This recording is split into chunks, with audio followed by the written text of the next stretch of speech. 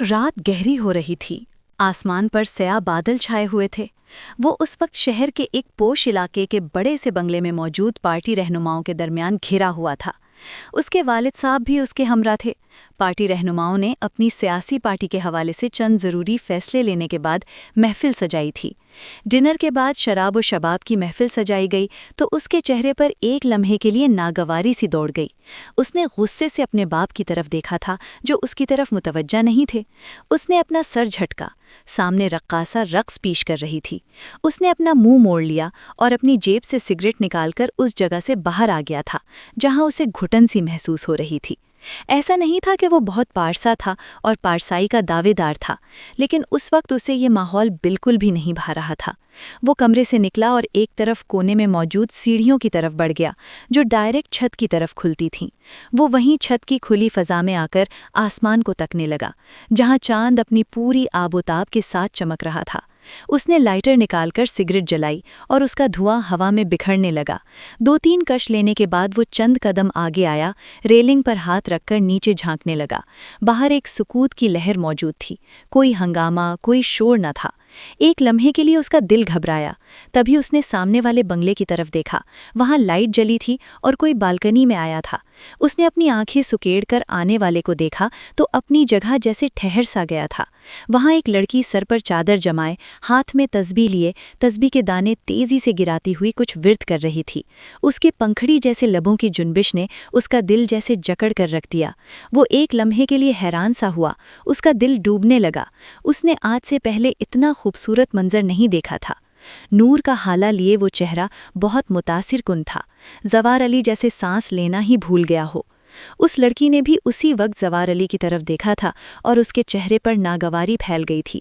وہ فوراً سے مڑی تھی، دروازہ بند کر دیا تھا اور بتی بھی بجھ گئی تھی۔ وہ بے ساختہ مسکرا دیا۔ سگریٹ نیچے پھینک کر اس نے اپنے جوتے سے مسل کر ضائع کر دی۔ اس نے اپنے بالوں میں ہاتھ پھیر کر اپنے دل کی دھڑکن کو تیزی سے دھڑکتے ہوئے محسوس کیا تھا۔ اسے احساس ہو رہا تھا کہ اس نے اپنے دل کی دھڑکن کو پہلی بار کسی لڑکی کے لیے اس قدر زور سے دھڑکتے ہوئے محسوس کیا ہے۔ تبھی ملازم کی آواز اسے اپنے عقب سے سنائی دی۔ صاحب جی، آپ کے والد صاحب جا رہے ہیں، کیا آپ کو ان کے ساتھ جانا ہے؟ یہ سن کر اس نے سر جھٹک کر قدم آگے بڑھائے، لیکن پھر کچھ یاد آنے پر ملازم کی طرف مڑ گیا۔ بات سنو میری۔ وہ جو اپنی دھن میں وہاں رکھی چیزیں اٹھا رہا تھا ایک دم سے سیدھا ہو بیٹھا۔ جی صاحب، فرمائیے، ملازم نے مؤدب سے انداز میں پوچھا تو وہ آگے ریلنگ کے پاس آیا اور انگلی سے اس بنگلے کی طرف اشارہ کر کے ملازم کی طرف دیکھا۔ یہ بنگلہ کس کا ہے؟ اس کے مالک کون ہیں؟ ملازم چند لمحے کے لیے حیران ہوا۔ صاحب جی، یہ تو صادق حسین کا بنگلہ ہے جو اس ملک کے بڑے بزنس مین میں شمار ہوتے ہیں۔ اچھا، ٹھیک ہے۔ اس نے صادق حسین زیر لب دہرا کر سیڑھیوں کی طرف قدم بڑھا دیے تھے۔ آج جو دل کی کیفیت محسوس ہوئی تھی ویسی اس سے پہلے کبھی محسوس نہ ہوئی۔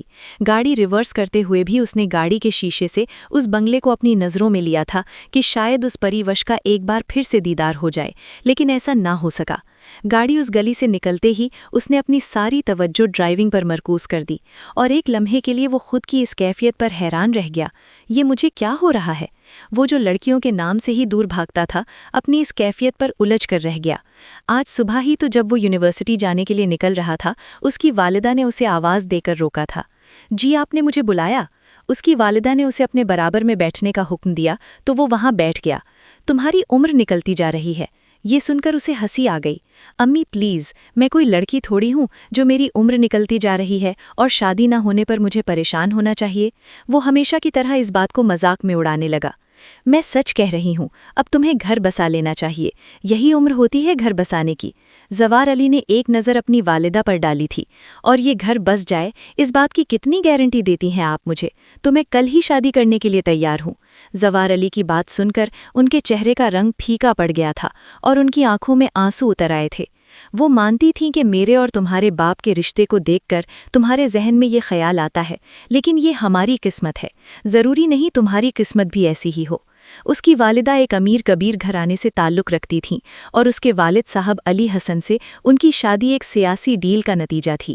اس کے والد صاحب علی حسن ایک سیاسی جماعت کے کارکن تھے، پھر ترقی کرتے کرتے وہ سیاسی جماعت کے لیڈر کے قریب پہنچ گئے اور اب وہ باقاعدہ طور پر پارٹی کے لیے لیڈر تصور کیے جاتے تھے۔ اینی ویز فی الحال میرا ایسا کوئی ارادہ نہیں ہے، جب ارادہ ہوگا تو بتا دوں گا۔ ویسے مجھے نہیں لگتا کہ میں آپ دونوں کے رشتے کو دیکھنے کے بعد کبھی اس آگ میں کودنے کی کوشش بھی کروں گا۔ اس کے دل کے اندر بہت کچھ ٹوٹ گیا تھا، لیکن اس نے اپنے چہرے پر ایک ہلکی سی مسکراہٹ رکھ کر اپنی والدہ کو جواب دیا تھا۔ ایک لمحے کے لیے نائلہ آوان اسے دیکھ کر رہ گئی تھیں۔ ایکسکیوز می، وہ مصروف سے انداز میں اپنی گھڑی پر نظر دوڑاتے ہوئے کھڑا ہوا اور ہاتھ ہلا کر باہر نکل گیا۔ وہ اپنی جگہ تھم سی گئی تھیں، ان کی آنکھوں سے آنسو نکل کر گالوں میں جذب ہو گئے تھے۔ وہ مانتی تھیں کہ ساری زندگی انہوں نے علی حسن سے نباہ کرنے کی کوشش نہ کی، اور آج صبح بھی علی حسن یعنی ان کے اپنے شوہر سے بے تحاشا بحث ہوئی تھی۔ اس بحث کا کوئی نتیجہ نہیں نکلتا تھا، اور یہ بحث ہر 2-3 دن بعد ان کے درمیان ہوتی تھی۔ بچپن سے لے کر جوانی تک زوار علی نے یہی دیکھا تھا، یہی وجہ تھی کہ وہ شادی جیسے لفظ سے ہی متنفر ہو گیا تھا۔ حیا حسین نے یونیورسٹی کے اندر جیسے ہی قدم رکھا تو سامنے سے اسے سمین دوڑتی ہوئی دکھائی دی۔ کیا ہو گیا ہے؟ کیا گھوڑے پر سوار ہو؟ اتنی بھی کیا جلدی ہے؟ سمین نے اس کے پاس پہنچ کر سانس لیا تو وہ مسکرائی تھی۔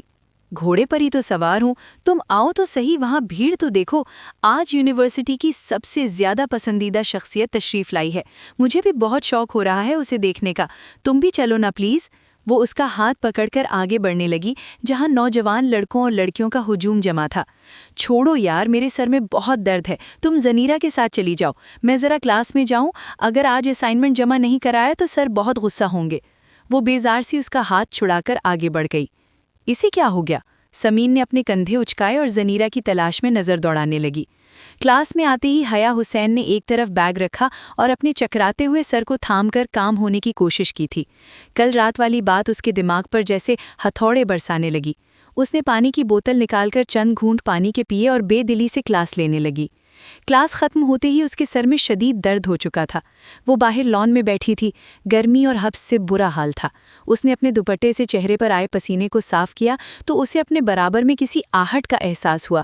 اس نے گردن موڑ کر دیکھا تو سامنے وہی دشمن جاں بیٹھا ہوا تھا جس کی فکر میں وہ کل رات سے جل بھن رہی تھی۔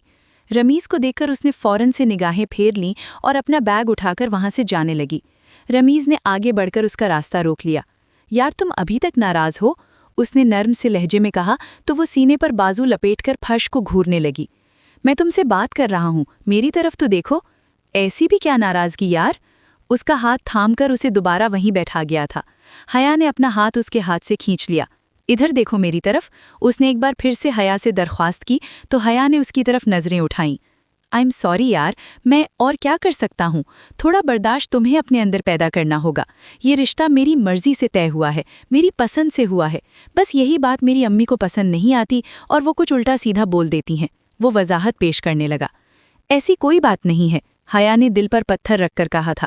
میں جانتا ہوں یہی بات ہے، جانے دو نا یار، کیا فرق پڑ جاتا ہے، ایک کان سے سن لو دوسرے سے نکال دو۔ حیا تڑپ کر رہ گئی۔ اس نے نگاہیں اٹھا کر اس کی طرف دیکھا۔ رمیز اس کا منگیتر تھا جس سے اس کی منگنی ہوئے 6 مہینے ہو چکے تھے، اور ان 6 مہینوں میں کئی بار رمیز کی ماں نے کبھی فون پر تو کبھی اپنے گھر بلا کر اسے باتوں ہی باتوں میں چند ایسے جملے کہے تھے جس نے اس کے پورے بدن میں آگ لگا دی تھی۔ ابھی کل ہی کی تو بات ہے، وہ ان کی طبیعت خراب ہونے پر ان کے گھر گئی اور وہاں بیٹھ کر ان کی طبیعت پوچھنے لگی تو انہوں نے باتوں ہی باتوں میں اسے جتا دیا تھا کہ وہ رمیز کی پسند کے خلاف تھیں اور وہ رمیز کی شادی اپنی بھانجی انزلہ سے کرنا چاہ رہی تھیں، لیکن رمیز کے آگے انہوں نے گھٹنے ٹیک دیے۔ ابھی بھی انہیں انزلہ کے لیے افسوس ہوتا ہے۔ یہ سن کر اس وقت تو حیا کا دل چاہا تھا کہ وہ وہیں دھاڑے مار مار کر رو دے۔ کیا یہ کسی انسلٹ سے کم تھا؟ اس کے بعد وہ کافی دیر وہاں بیٹھی رہی، لیکن اس نے ایک لفظ بھی نہ کہا تھا اور پھر گھر چلی آئی تھی۔ اس کی والدہ نے بھی رمیز کی والدہ کی یہ حرکت نوٹ کی تھی۔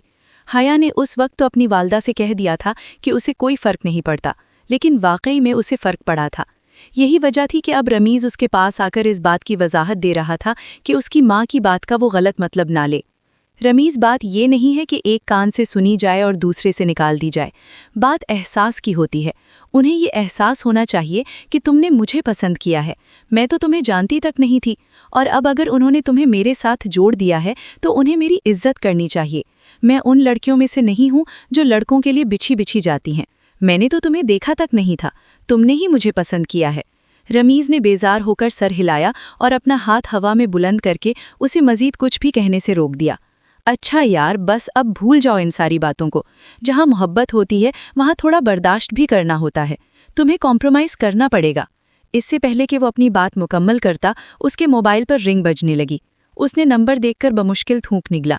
हया अपना दुख भुलाए उसके तासुरात नोट करने लगी थी।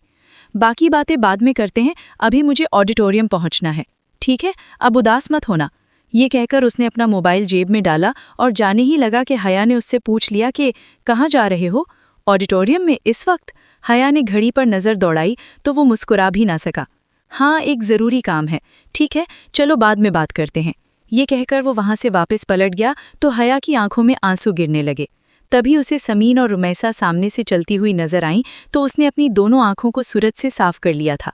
उसमें इतनी सख्त नहीं थी कि वो इन दोनों को भी अपने और रमीज के रिश्ते के दरमियान पैदा होने वाली गलत फहमी की खबर होने दे। इसलिए उसने अपने आंसू पोंछकर अपने चेहरे पर मुस्कुराहट बरकरार रखी थी और फिर वो तीनों एक साथ दूसरी क्लास लेने दूसरी तरफ निकल गई थीं। तैमूर उस वक्त जवार अली के ऑफिस के कमरे के बाहर खड़ा उसकी फ़ोन पर बात ख़त्म करने का इंतज़ार करने लगा। जवार अली ने फ़ोन रखते ही उसकी तरफ निगाहें उठाकर देखा और उसे इशारे से अंदर आने का कहा।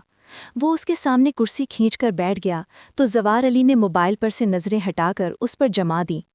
हाँ बताओ तैमूर, मैंने तुम्हें एक काम दिया था, काम हो गया? उसने बेचैनी से पूछा तो तैमूर ने सर हिलाया। जी सर, मैंने सादिक हुसैन के मुतल्लिक सारी मालूमात हासिल कर ली हैं। वो वाकई में एक बड़े बिजनेसमैन हैं। प्रॉपर्टी की डीलिंग का अच्छा खासा कारोबारी तजुर्बा है। इनके 3 बच्चे हैं, 2 बेटे हैं और 1 बेटी है। बेटी सबसे बड़ी है, बेटे अभी छोटे हैं। बेटी यूनिवर्सिटी में पढ़ती है और दोनों बेटे कॉलेज जाते हैं। उसने एक लम्हे के लिए हाथ उठाकर तैमूर को मजीद कुछ भी कहने से रोक दिया।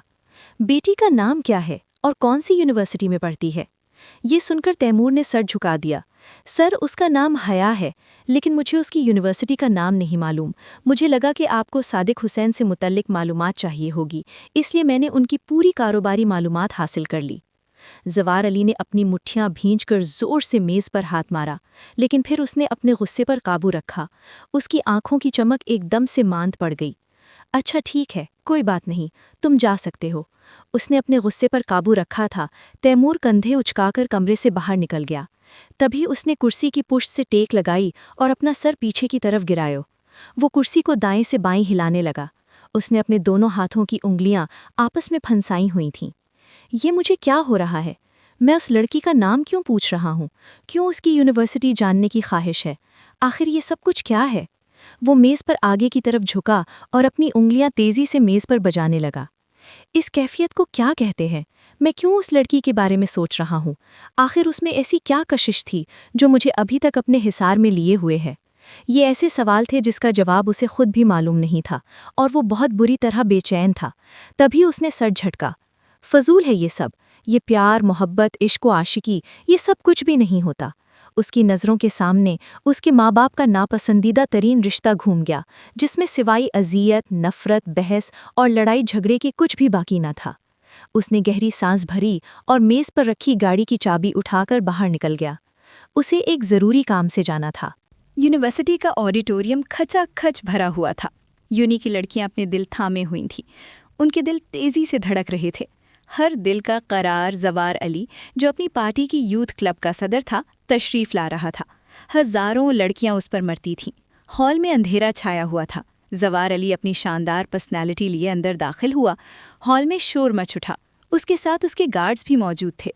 वो धीरे धीरे चलता हुआ स्टेज के दरमियान आया और माइक को सेट किया। वो इंतहाई पुरेतमाद अंदाज में खड़ा अपनी पार्टी के मौक़िफ़ को बयान करने लगा। क्या लड़के, क्या लड़कियां, हर कोई उसकी आवाज़ सुनने के लिए बेताब था। हम अपनी नौजवान नस्ल को आगे बढ़ते हुए देखना चाहते हैं। हमारे स्कॉलरशिप प्रोग्राम से हर मेहनती तालिब इल्म आगे बढ़ सकेगा। हम रोज़गार देंगे, हम यूनिवर्सिटी के स्टूडेंट्स का मुस्तकबिल रोशन बनाएंगे। लेकिन इसके लिए आप सबको एक होना होगा, एक आवाज़ बनना होगा। हॉल तालियों और नारों से गूंज उठा। जवार अली जिंदाबाद, आवामी पार्टी का साथ दो की सदाएं बुलंद होने लगी। जवार के चेहरे पर फातिहाना मुस्कुराहट थी। हॉल में सबसे आखिर में बैठे शख्स ने अपने मोबाइल में जवार अली की पुरजोश तकरीर रिकॉर्ड की थी और अपने रहनुमा को भेजी थी। वो मुखालिफ पार्टी का शख्स था। सर, जो सोचा था वही हुआ। अब हमें अपना अगला कदम उठा लेना चाहिए। उसने फ़ौरन से मैसेज टाइप किया और मजमे से उठकर बाहर चला गया। इस बात को 15 मिनट गुजरे थे कि जवार अली का करीबी साथी जल्दी में स्टेज के पीछे से आया। वो पसीने से शराबूर था। سر حالات بگڑ گئے ہیں، مخالف پارٹی نے اپنے کارکنان کے ساتھ حملہ کر دیا ہے، یونی میں ہر طرف افراتفری پھیل گئی ہے، بہتر ہوگا آپ فوراً یہاں سے نکل جائیں۔ زوار کے قدم ایک لمحے کو رکے، وہ سوچ رہا تھا نکل جائے یا کھڑا رہے، مگر اس سے پہلے کہ وہ فیصلہ کرتا، اچانک باہر سے شور، بھاگتے قدموں اور لاٹھیوں کی آوازیں سنائی دینے لگیں۔ اسٹوڈنٹس، آپ جلدی سے باحفاظت پچھلے دروازے سے باہر نکل جائیں۔ وہ سب کے سامنے آیا تو ہال میں کھلبلی مچ گئی، ہر کوئی بھاگنے لگا۔ سر، اس طرح آپ کی جان کو خطرہ ہو سکتا ہے۔ زوار علی نے اپنے گارڈ کی بات پر بالکل بھی دھیان نہ دیا۔ پورا ہال خالی ہو گیا اور وہ اپنے گارڈ کے ہمراہ جیسے ہی باہر آیا تو ایک پتھر ہوا میں اچھالا۔ اس کے گارڈ نے آگے بڑھ کر اس کا سر نیچے کیا۔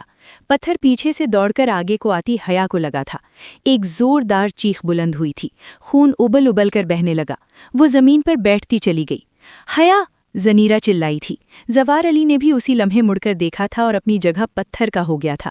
اس کے سامنے بے سود پڑی لڑکی کوئی اور نہیں، وہی حیا تھی جس کی اسے تلاش تھی۔ وہ فوراً سے اس کی طرف دوڑا۔ وہ بے ہوش ہو چکی تھی۔ او مائی گاڈ، بہت خون نکل رہا ہے۔ زنیرہ نے اس کا سر اپنی گود میں رکھا۔ اسی لمحے زوار بھی گھٹنوں کے بل بیٹھ کر اس کا چہرہ دیکھنے لگا جو زرد پڑ گیا تھا۔ اس نے اپنے رومال سے خون روکنے کی کوشش کی۔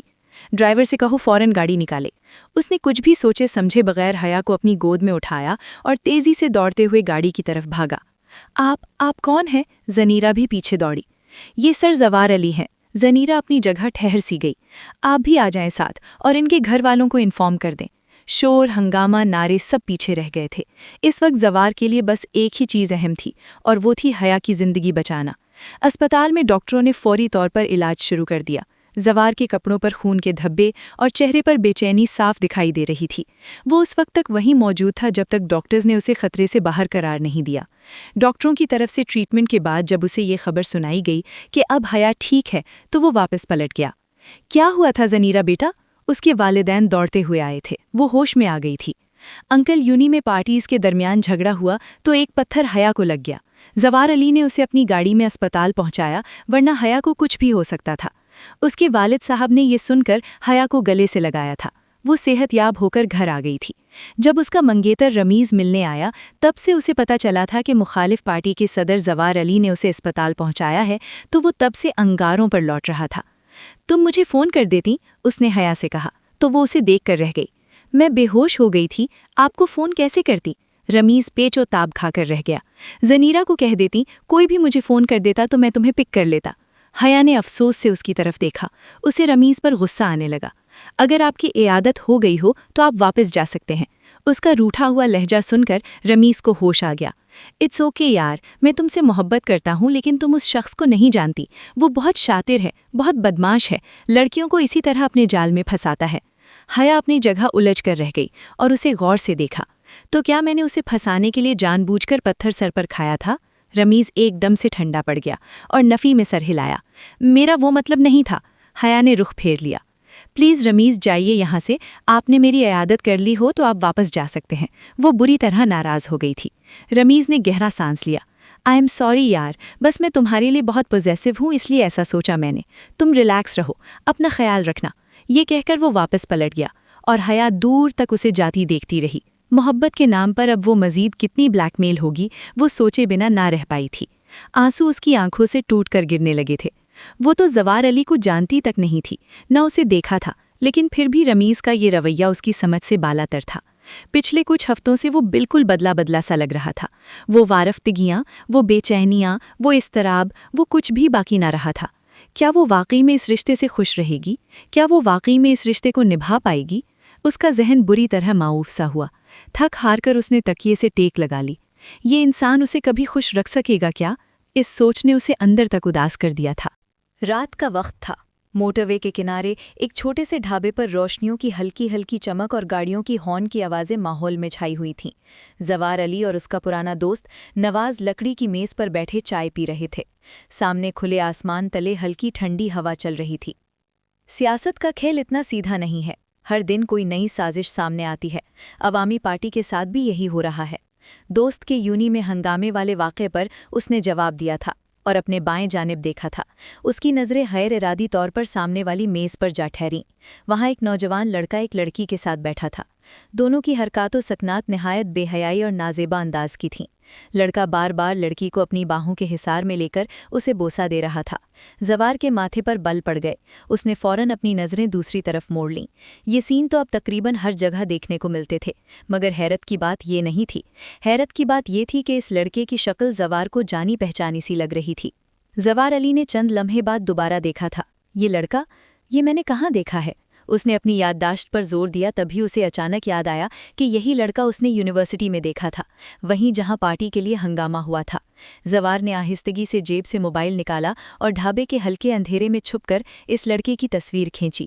تصویر بھیجتے ہوئے اس نے تیمور کو میسج ٹائپ کیا، تیمور، فوراً چیک کرو، یہ لڑکا کون ہے؟ میں نے اسے یونی میں دیکھا تھا۔ کچھ ہی لمحوں بعد تیمور کا جواب آیا۔ اس کے الفاظ پڑھتے ہی زوار کے ہاتھ کی گرفت فون پر اور مضبوط ہو گئی۔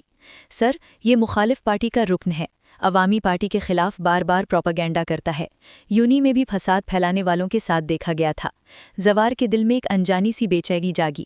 اس نے سامنے دوبارہ لڑکے کو دیکھا، وہ اب بھی کھلکھلا کر ہنس رہا تھا، لڑکی کے قریب جھک کر ایسی گفتگو کر رہا تھا جسے سن کر زوار کا خون کھول اٹھا۔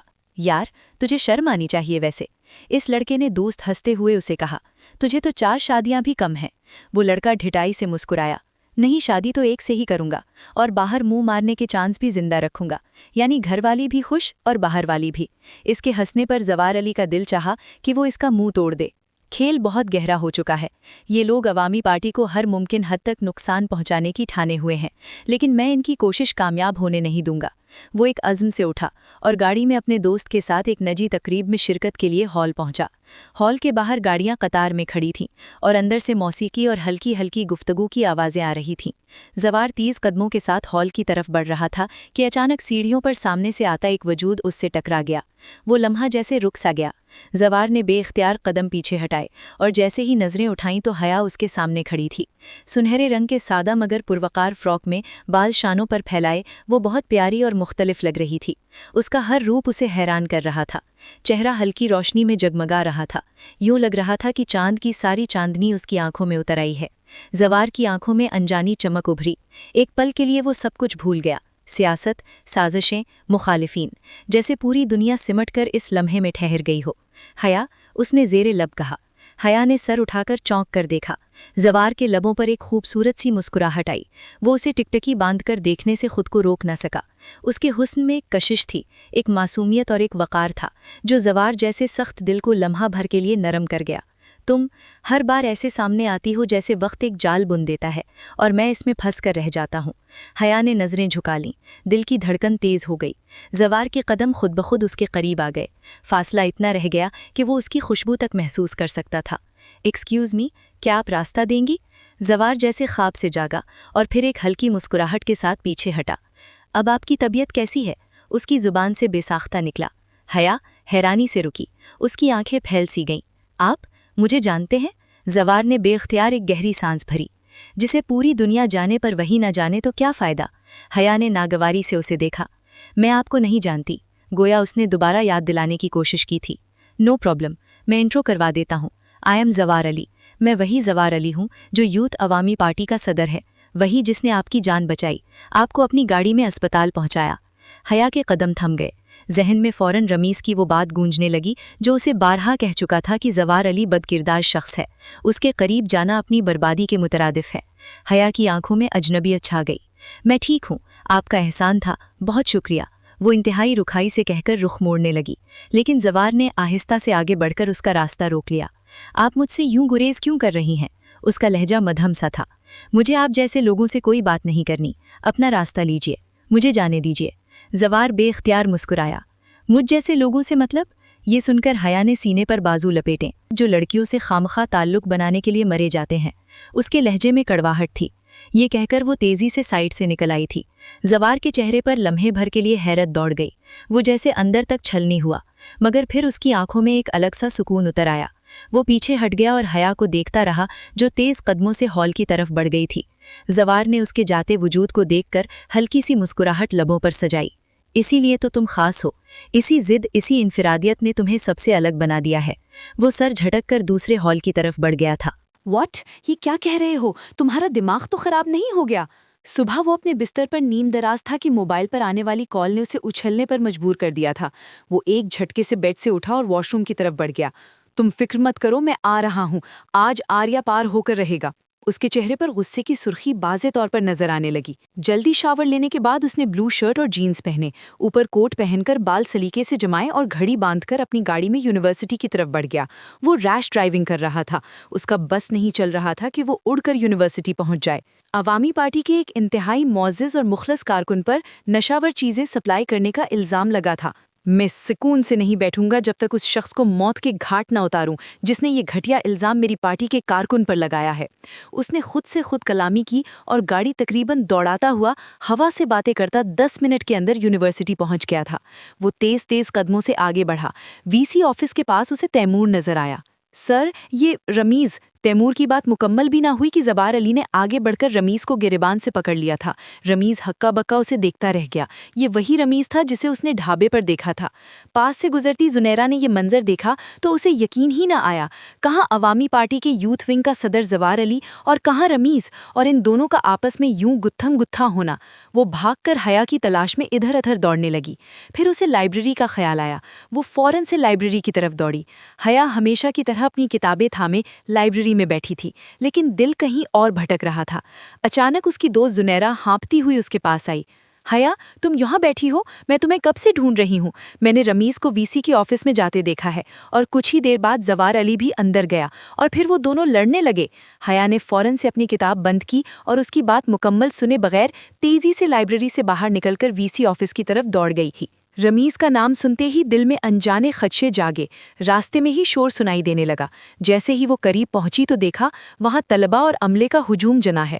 سب ایک دوسرے کو روکنے یا کچوکے دینے کی کوشش کر رہے تھے۔ ارے دیکھو تو، زوار علی اور رمیز کا جھگڑا ہو گیا ہے۔ وہ ہجوم کو چیرتے ہوئے آگے بڑھی تو ایک آواز اس کے کانوں میں پڑی۔ زوار نے تو رمیز کا گریبان پکڑ لیا ہے۔ یہ سن کر اس کے ہوش ہی اڑ گئے۔ حیا کا دل زور زور سے دھڑکنے لگا۔ وہ بھیڑ چیرتی ہوئی آگے بڑھی تو سامنے کا منظر اس کے پیروں تلے سے زمین نکالنے کے لیے کافی تھا۔ زوار علی نے رمیز کے گریبان کو مضبوطی سے پکڑا ہوا تھا، چہرے پر غصے کی آگ بھڑک رہی تھی۔ رمیز کے ہونٹ کپکپا رہے تھے۔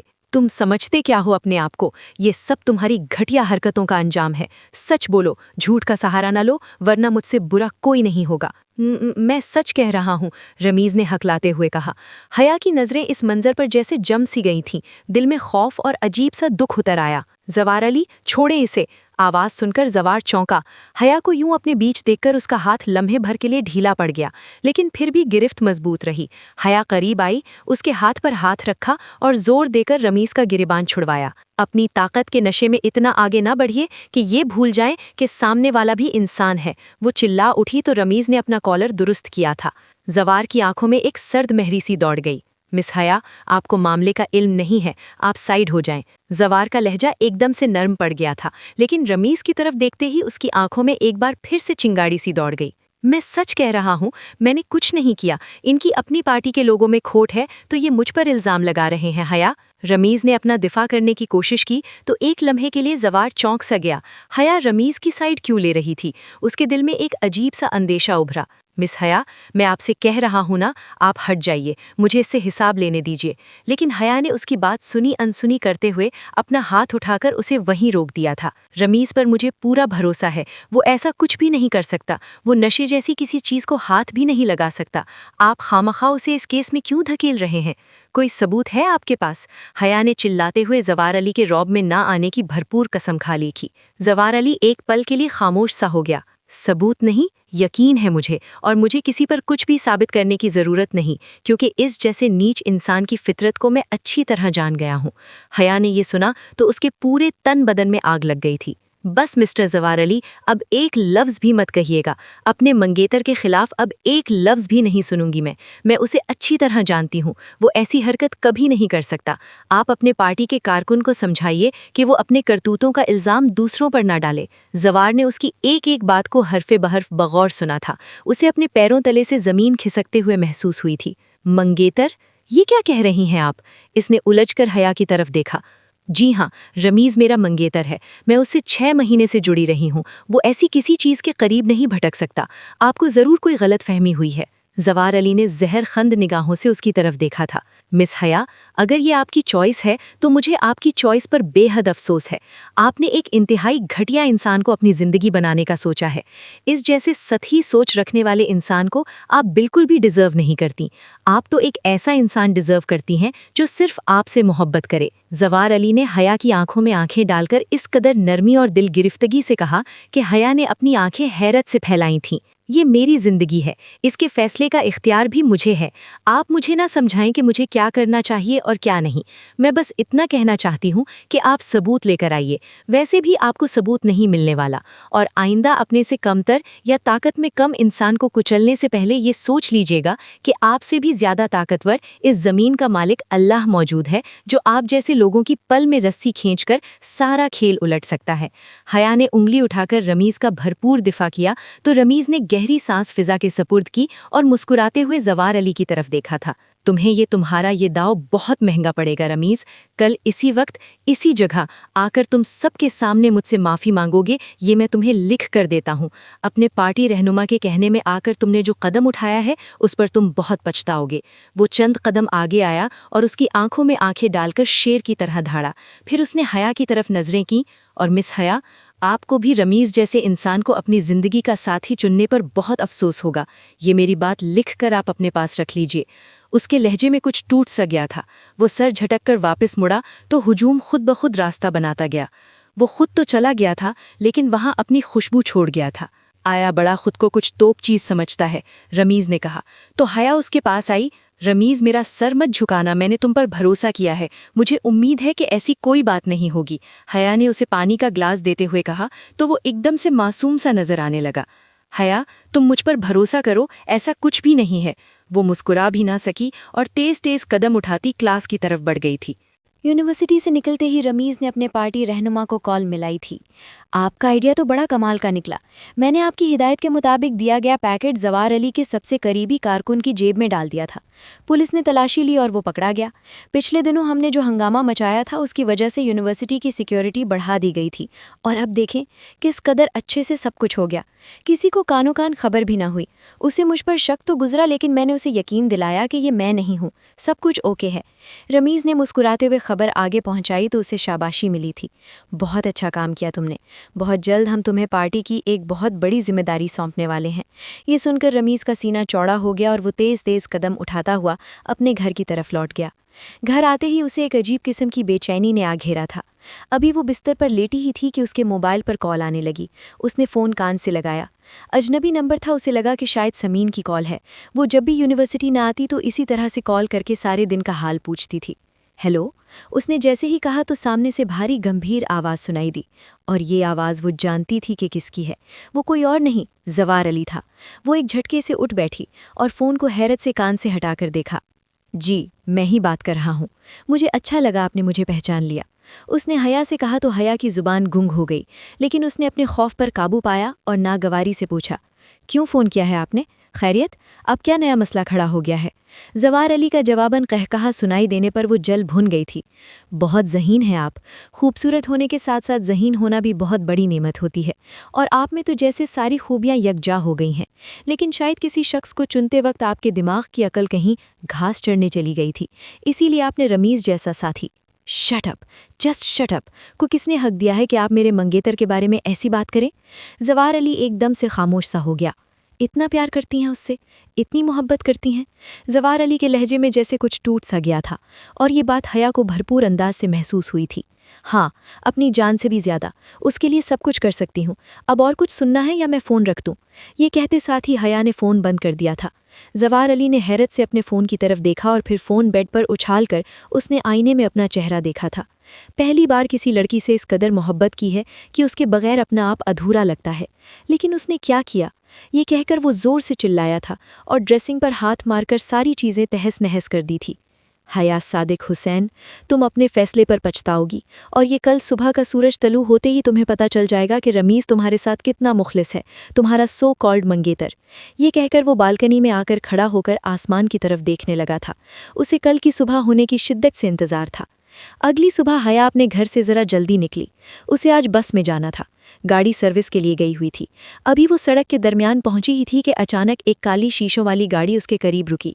वो संभल भी ना पाई थी कि गाड़ी के दरवाजे खुल गए और चंद निकाबपोश आदमी झट से बाहर निकले।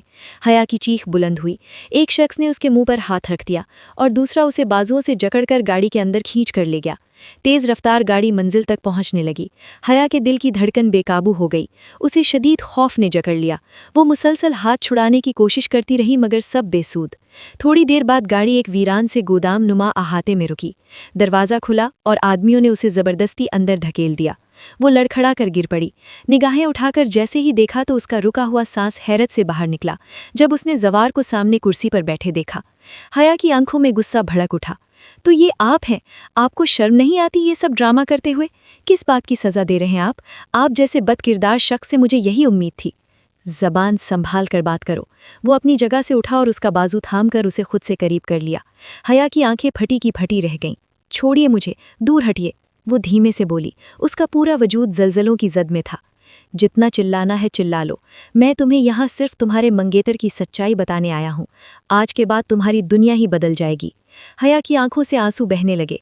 तभी जवार अली के दिल को बेख्तियार कुछ हुआ। उसने एक झटके से उसे छोड़ा। हया की नज़र जैसे ही सामने की तरफ गई तो वहाँ रमीज़ को आंखों पर पट्टी बांधकर लाया जा रहा था। रमीज़ की आंखों से पट्टी उतारी गई। वो दौड़कर आगे आई और उसके बाजू को थाम लिया। वेलकम टू माई कैद रमीज़। हमने सीसीटीवी फुटेज हासिल कर ली है जहां बाकायदा तुम मेरे कारकुन के बैग में वो नशावर पैकेट डालते हुए देखे जा सकते हो। ये कहकर उसने हया और रमीज़ के सामने मोबाइल में वीडियो चलाई। हया की आंखें उबल पड़ी। अब तुम अपनी सज़ा खुद बताओ मुझे। रमीज़ ने बमुश्किल थूक निगला। उसका पूरा वजूद लरजने लगा। मुझे माफ़ कर दो, मैं बेकसूर था। ये सुन जवार ने जताती हुई निगाहों से हया की तरफ देखा। वो सुन दिमाग के साथ रमीज़ को देखे गई। चलो मान लिया गलती हो गई। अब तुम्हें सबके सामने यूनी में उस कारकुन से माफ़ी मांगनी होगी और यूनी में सबके सामने एतराफ़ करना होगा कि तुमने ये सब किसके कहने पर किया था।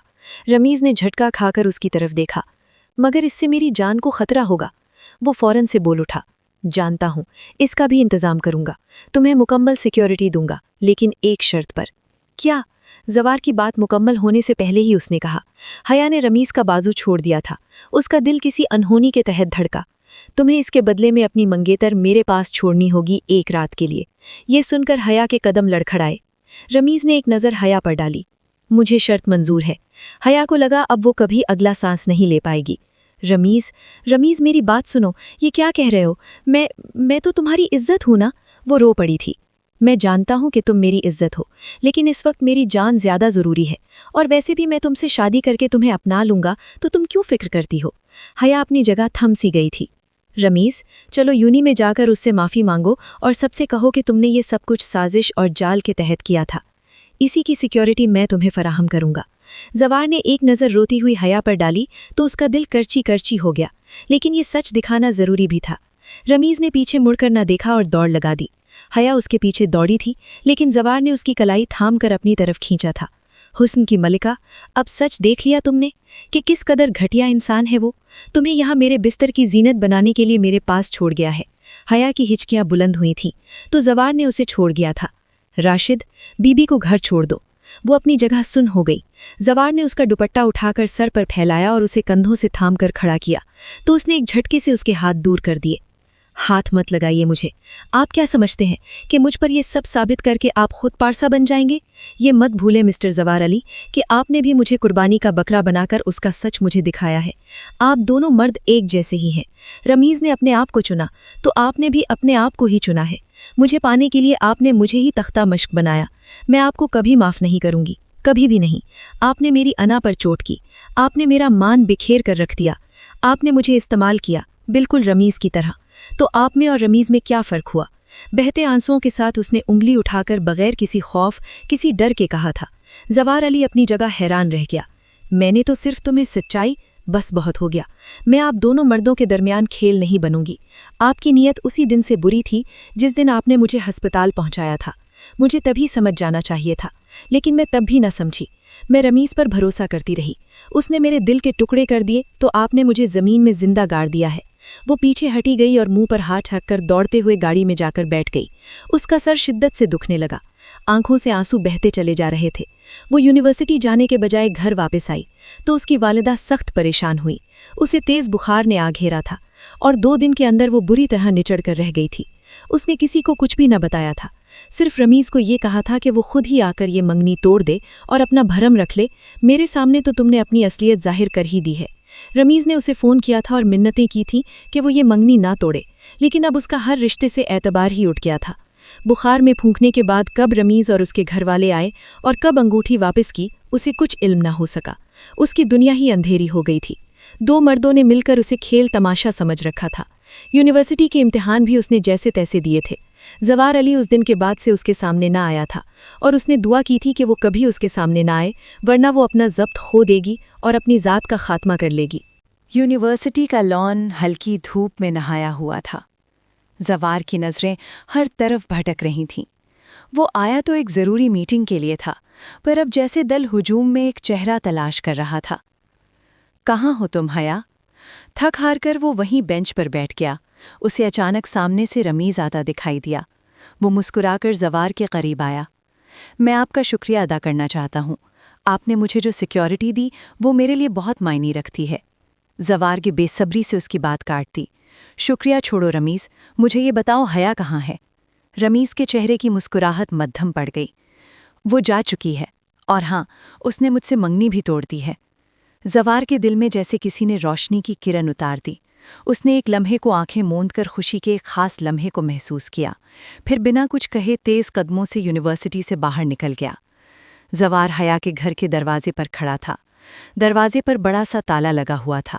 گلی سنسان تھی۔ اس کے دل کی دھڑکن تیز ہو گئی۔ کانپتے ہاتھوں سے اس نے موبائل نکالا اور حیا کا نمبر ملایا۔ کئی بیل کے بعد دوسری جانب سے فون اٹھایا گیا۔ ہیلو؟ اسے حیا کی تھکی ہوئی آواز سنائی دی، جیسے وہ صدیوں کا سفر طے کر آئی ہو۔ حیا، کہاں ہو تم؟ تم جانتی ہو نا میں تم سے بے حد محبت کرتا ہوں۔ رمیز کا اصل چہرہ لانے کا مقصد بھی اپنی محبت کو سچا ثابت کرنا تھا۔ دور مت جاؤ، لوٹ آؤ پلیز، میں تم سے محبت کرتا ہوں۔ زوار کا لہجہ آخر میں رند سا گیا۔ وہ سیاسی شخصیت جسے لگا تھا کہ وہ کبھی کسی لڑکی سے محبت نہیں کرے گا، وہ ایک لڑکی کی محبت میں پور ڈوبا ہوا گھٹنوں کے بل زمین پر بیٹھا رو رہا تھا۔ دوسری جانب خاموشی چھا گئی۔ محبت انہیں کبھی حاصل نہیں ہوتی جو اسے کھیل سمجھتے ہیں۔ میں جا رہی ہوں، بہت دور، کبھی واپس نہ آنے کے لیے۔ زوار کے ہونٹ کانپ گئے۔ اس کی آنکھوں کی نمی بڑھنے لگی۔ میں نے ابھی تو آگے بڑھنا سیکھا تھا، ابھی تو رشتوں کو محسوس کرنا سیکھا تھا۔ پلیز حیا، پلیز۔ وہ اونچا لمبا مرد باقاعدہ رو رہا تھا۔ کچھ تو کہو حیا، پلیز۔ لیکن فون کٹ گیا۔ کال ڈراپ ہونے کے بعد صرف خاموشی رہ گئی۔ زوار سڑک کے بیچ کھڑا خالی دروازے اور بجھی اسکرین کو دیکھتا رہ گیا۔ اس کے ارد گرد کی دنیا ٹوٹ کر بکھر گئی تھی۔ تیسرے مہینے کی شام تھی۔ زوار پھر حیا کے گھر کے دروازے کے سامنے جا کھڑا ہوا۔ دروازے پر وہی تالا جھول رہا تھا جو اب زنگالود ہو چکا تھا۔ وہ دیر تک کھڑا رہا، جیسے شاید حیا اچانک دروازہ کھول دے اور سب خواب سا لگے، لیکن گلی خاموش تھی۔ صرف ہوا تھی جو سنسان مکان کی دیواروں سے ٹکرا رہی تھی۔ زوار نے ہر جگہ معلومات کروائی تھی، لیکن اسے کچھ پتہ نہ چلا تھا۔ اس بار اس کا کوئی تعلق کام نہ آیا تھا۔ اس بار بھی وہ پچھلے 3 مہینوں کی طرح خالی ہاتھ لوٹ آیا۔ زوار کا دل جیسے کسی نے مٹھی میں جکڑ لیا تھا۔ اس کی آنکھوں میں آنسو تھے جو وہ چھپا نہ سکا۔ رات ڈھلنے سے پہلے وہ شہر کے ہجوم میں غم ہوتا ہوا ایئرپورٹ پہنچ گیا تھا۔ وہ اسی شام لندن جانے والی فلائٹ کے بورڈنگ گیٹ پر وہ کھڑا تھا۔ دل میں ایک ہی احساس تھا کہ شاید اب اپنے زخم بھرنے کے لیے مجھے بھی اس شہر کو چھوڑنا ہوگا۔ جہاز کے شیشے سے باہر جھانکتے ہوئے اس نے ایک آخری نظر شہر پر ڈالی تھی۔ حیا، اگر قسمت نے چاہا تو شاید ایک دن تمہیں پھر ڈھونڈ لوں گا، ورنہ یہ محبت میری رگوں میں یوں ہی جلتی رہے گی۔ جہاز نے اڑان بھری تھی اور حیا کی یادوں کو اپنے ساتھ لیے وہ اس شہر کو الوداع کر چکا تھا۔ دسمبر کی ایک یخ بستہ رات تھی۔ باہر برف کے گالے تیز ہواؤں کے ساتھ اڑ رہے تھے۔ سڑکوں پر سفیدی کی دبیز چادر بچھی تھی اور لوگ کوٹوں میں لپٹے جلدی جلدی اپنے ٹھکانے ڈھونڈ رہے تھے۔ زوار لندن کی ایک چھوٹی مگر گرم روشنیوں سے سجی کافی شاپ میں داخل ہوا۔ سردی کے مارے اس کے ہاتھ کانپ رہے تھے، وہ काउंटर की तरफ बढ़ा ही था कि दरवाज़ा खुला और बाहर की बर्फीली हवा के साथ एक निस्वानी वजूद अंदर दाखिल हुआ। वो निस्वानी वजूद भी उसके साथ साथ चलता हुआ काउंटर पर खड़ा हो गया। बारिस्ता ने ऑर्डर का पूछा तो वो दोनों साथ खड़े एक साथ बोले थे, एक कैपुचिनो प्लीज। इसी लम्हे वक्त जैसे थम सा गया। वो दिनों एक दूसरे की शनासा आवाज पर ठहर से गए। जवार ने चौंक कर गर्दन घुमाई। वही आंखें, वही चेहरा, वही सांस रोक देने वाली खामोशी, वही सादगी, वही खूबसूरती, वही उदासी। हया उसके मुंह से बेसाख्ता निकला था। जवार, हया के लब हिले थे। वो बदल चुका था, सर से पैर तक। वो कैसे इतना बदल गया? लफ्जों की गूंज खत्म हुई तो हया की सांस अटक गई। 1 साल बाद इसी लम्हे, इसी शहर की बर्फ में जवार की आंखें नम हो गईं। वो एक कदम आगे बढ़ा, अगले ही लम्हे वो झुका और घुटने के बल बैठ गया। हया का हाथ अपने लरसते हाथों में थाम कर वो फूट फूट कर रो पड़ा था। हया, तुम यूं रूबरू आओगी कभी नहीं सोचा था। मैं उम्मीद खो बैठा था, लेकिन मोहब्बत अब भी उसी तरह मौजूद है। तुम मुझे यूं मिलोगी कि मेरे दिल को जैसे करार सा आ जाएगा। हया का दिल कांप गया। उसने हाथ छुड़ाने की कोशिश की, मगर जवार ने गिरफ्त मजबूत की। प्लीज नहीं, एक बार मेरी बात सुन लो। मैंने तुम्हें कभी भुलाया नहीं, तुम्हारी यादों में जी रहा था। हर रात तुम्हारा नाम लबों पर आता, हर घड़ी तुम्हें याद करता। हर सुबह तुम्हारी कमी दिल को चीर देती थी। हया की आंखों में नमी उतर आई, मगर उसने नजरें चुरा लीं। जवार, मोहब्बत कभी आजमाइश के खेल के बाद हासिल नहीं की जाती। मेरा दिल टूट चुका था। जवार ने उसके हाथ को मजीद मजबूती से थाम लिया। मैं मानता हूँ गलतियां हुई, मगर दिल की जमीन पर तुम्हारे सिवा कोई नहीं विराजमान हो सका है। मैंने तुम्हें हर लम्हा चाहा है। तुम मेरा सब कुछ हो। तुम्हारी मोहब्बत मेरी जिंदगी की आखिरी दुआ है। हया का दिल धड़कने लगा। एक पल को वो खामोश रही, फिर मध्यम सी आवाज उभरी। मैं भी तुम्हें भुलाना चाहती थी, लेकिन हर बार दिल तुम्हारा नाम पुकार उठता था। हर चीज में तुम्हारी झलक मुझे तुम तक ले आती थी। आखिर आज मेरा दिल हार गया है। जवार की आंखों में खुशी के आंसू झिलमिलाने लगे। वो खड़ा हुआ और आहिस्ता से हया को अपनी बाहों में समेट लिया। बर्फ बाहर अब भी बरस रही थी, मगर अंदर का माहौल गर्म हो गया था। कॉफी शॉप की खिड़की के बाहर घड़ी की सुइयां आगे बढ़ती रहीं, मगर अंदर वक्त वाकई थम गया था। सफ़ेद गुलाबों और खुशबू से हॉल सजा हुआ था। हल्की हल्की रोशनियों में हर तरफ सुकून सा उतर आया था। हया सुर्ख लिबास में पर्दे के पीछे बैठी थी। दिल की धड़कन बेकाबू थी। दूसरी तरफ जवार सादगी से सफ़ेद शेरवानी पहने, आंखों में एक नमी और लबों पर सुकून भरी मुस्कुराहट थी। जवार अली वल्दे अली हसन, क्या आपको हया बिनते सादिक हुसैन से ये निकाह कबूल है? कबूल है। 3 बार यही जुमला दोहराते हुए उसकी आंखों में वो ख्वाब झिलमिलाते रहे थे जो 1 साल पहले देखे थे। मौलवी साहब ने पर्दे के पीछे सवाल दोबारा दोहराया। हया ने धड़कते दिल के साथ नजरें झुकाईं और धीरे से कबूल है 3 बार कहा था। जवार ने आंखें बंद करके आंखों के भीगे गोशे को साफ किया था। वो लम्हा जिसके लिए वो 1 साल तक भटकता रहा था, आज हकीकत बन चुका था। अब वो दोनों एक दूसरे के थे, हमेशा हमेशा के लिए। जवार बेताबी से आगे बढ़ा था। उसने हया का हाथ थामकर उसे खड़ा किया और खुद में शिद्दत से भींच लिया था। हया की सिसकी उभरी थी, वो रो पड़ी थी। अगले ही लम्हे उसने हया को अपनी बाहों में भरकर गोद में उठाया था और गाड़ी की तरफ बढ़ गया था। पीछे कहकहों की गूंज थी। गाड़ी अपने लंदन वाले घर की तरफ रोककर उसने हया का हाथ थामा था और उसे अपने कमरे में ले आया था। उसने हया को बेड पर बिठाया और पलटकर दरवाज़ा बंद किया। हया ने नजरें झुकाईं, निगाहें फर्श पर जमी रहीं, मगर दिल में तूफान था। जवार करीब आकर रुका। चंद लम्हे खामोशी रही। वो धीरे से बैठ गया और कांपते हाथों से हया के दुपट्टे का कोना हटाया। सामने वो चेहरा था जिसके इंतजार में वो पिघल गया था। जवार की आंखों में नमी तैर गई। वो मुस्कुराया। मैंने तुम्हें हर लम्हा चाहा, हर दुआ में तुम्हारा नाम लिया। आज मेरी दुआ पूरी हो गई हया। हया के लबों पर हल्की सी लरसती मुस्कुराहट आई। जवार ने उसके हाथों को अपने हाथों में ले लिया, पेशानी पर मोहब्बत भरा बोसा दिया। अब ना कोई जुदाई होगी, ना कोई फासला। ये कहानी अब हमेशा के लिए हमारी है। कमरे की फिजा में गुलाब की खुशबू और दुआओं की गूंज घुल गई। बाहर बर्फ गिर रही थी, मगर अंदर दिलों की गर्मी से वक्त फिर एक बार थम गया था। वो उसे अपनी मोहब्बत की बारिश में भिगो रहा था। हया सरशार थी और जवार का रोआ रोआ शुक्रगुजार था।